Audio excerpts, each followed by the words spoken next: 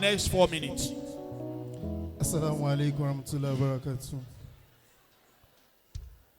Mo kí gbogbo àwọn bàbá tí wọ́n ń bẹ lórí ìkàlẹ̀ tó fi bẹ̀rẹ̀ látòrí ọba wa ìlú Ìlọrin kọ́lọ́ máa ṣàdájà rí yín pẹ́. Mo kí bá mi Akéwùsọlá púpọ̀ Ọlọ́run máa fi yín lẹ̀ láéláé. Mo kí ọ̀gá mi bá mi Àlẹ́kọ́sì mi ìjọba Jalabi Channel of Success. Bàbá kò ní bàjẹ́ láéláé.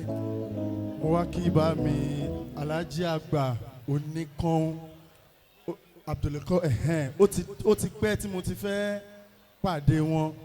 Ọlọ́run wá ní kí n pàdé yín lé ní Ọlọ́run ní fi yín lẹ̀. Mo fi tàwọn bàbá yìí mo fi kí gbogbo àwọn bàbá mi tí wọ́n ń bẹ lórí ìkàlẹ̀ àti gbogbo àwọn ìyá pátápátá wípé Assalamu alaikum wa rahmatullahi wa barakatuh. Wa alaikum salam wa rahmatullahi wa barakatuh. Allah ya latifu, ya latifu laka lutifu. Fa anta latifu, minka yashmuluna lutifu. Latifu, innani mutawassilun. Bilutifi kafa litufu bi wakodina zala lutifu bilutifi kaudina ya latifu wa hananu dakhalina bisato lutifi wa sadala lutifu najawna bilutifi laizi lutifi nahu Latifu, lutifu, daima lutifu. Latifu bihali ya Rabbi anta khaliki.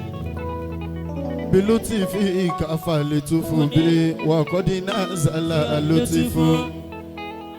Bijai imamil mursalina Muhammadin. Falaula wa inu lutifi wa sadala lutifu. Mo dúpẹ́ f'Ọlọ́run tí ó fọ́ta lọ́rọ̀ sọ. Ibi ẹ fojú sí ọ̀rọ̀ orí bọ́ta mi ṣe fẹ́. Bá mi Akéwùsọlá tí ń bá ronú àná mi wò má rí pọ̀rọ̀ mi tọpẹ́. Èmi tí aráyé fẹ́ ta kánra tó gbà lọ́jọ́ sí. Mo ti wá dàjí tọ́nà ò lójú aláròpin wọn. Èmi tí ń lè dẹ́nu mi bọ́ padà wá ń dúpẹ́ o. Mo rí jẹ́rí mo nírọ̀rùn èmi ò tọrọ jẹ. Gbogbo ohun tó ń bí dùnnú fún mi kó má ṣe bí ẹkún mọ́. Àmọ́ ìdùnnú ayé mi kó má ṣe jábọ́ fọ́.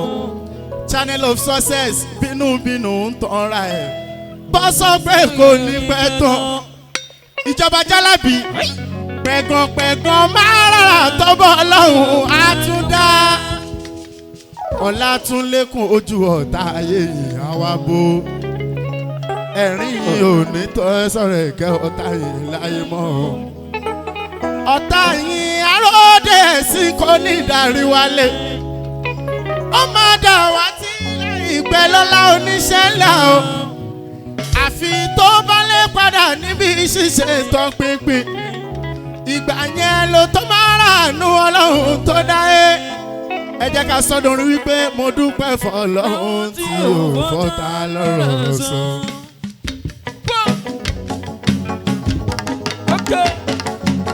Mo dúpẹ́ f'Ọlọ́run tí ò fọ́ta lọ́rọ̀ sọ. Ibi ẹ fojú sí ọ̀rọ̀ orí bọ́tà mi ṣe ń fẹ́. Tí ò fọ́ta lọ́rọ̀ sọ. Orí bọ́tà mi ṣe ń fẹ́. Mo dúpẹ́ f'Ọlọ́run tí ò fọ́ta lọ́rọ̀ sọ. Mo dúpẹ́ f'Ọlọ́run tí ò fọ́ta lọ́rọ̀ sọ. Ibi ẹ fojú sí ọ̀rọ̀ orí bọ́tà mi ṣe ń fẹ́. Mo ronú àná mi wò mo rí bọ́rọ̀ mi tọpẹ́. Bá mi má dìbò Sulika Bari. Mo rọ́nu àná mi wò, mo rí bọ́rọ̀ mi tọpẹ́. Èmi tí aráyé fẹ́ ta kọ́ra àtúpà lọ́jọ́ sí. Mo ti wá dájú tọ́nà wò lójú àlárò òpin wọn. Èmi tí ilé dánú mi bọ́ padà wá ń dúpẹ́ o.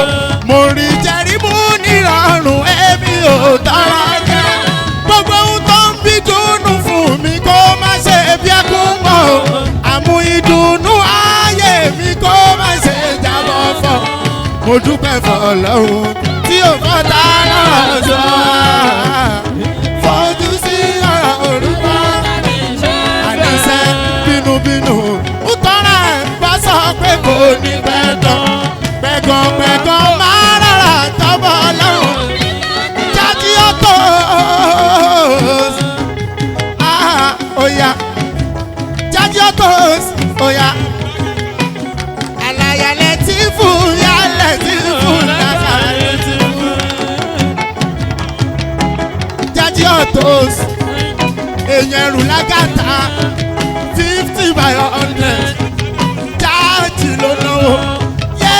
Aláyàlẹ̀ tí fún yálẹ̀ tí fún lákàlẹ̀ tí fún. Fàǹtálẹ̀ tí fún mi kàyẹ́sí mú lùnà lù tí fún. Lẹ́tìfù iná ní mútàwá sí lọ. Ìlú ti fi káwù dìnnà yá lẹ́tìfù wa. Aya Alhaji Aremu ló náwó. Aya Alhaji Aremu àwọn náà náwó lọ́wọ́lọ́wọ́. Ìyàwó Alhaji Aremu.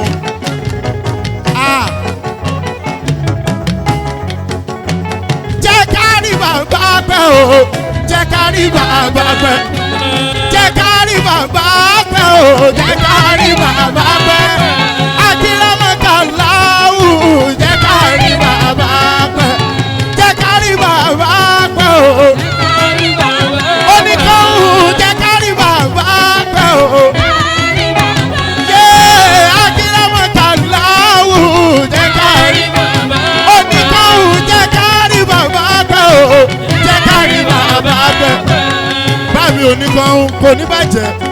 Jẹ́ ká rí bàbá pẹ́ o. Jẹ́ ká rí bàbá pẹ́. Akílámọ̀ká láwù, jẹ́ ká rí bàbá.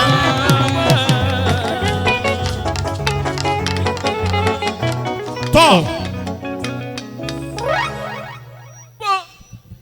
afẹ́fẹ́ ti gbọ́ ire nísìn.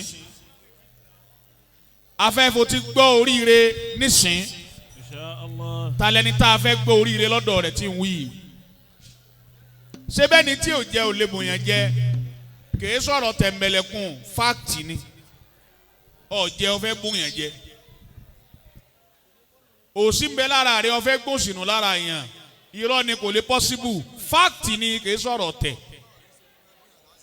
Ìwọ tó rí ṣe ọwá ní bù ọ láṣìírí àṣírí tiẹ̀ gan ti tú.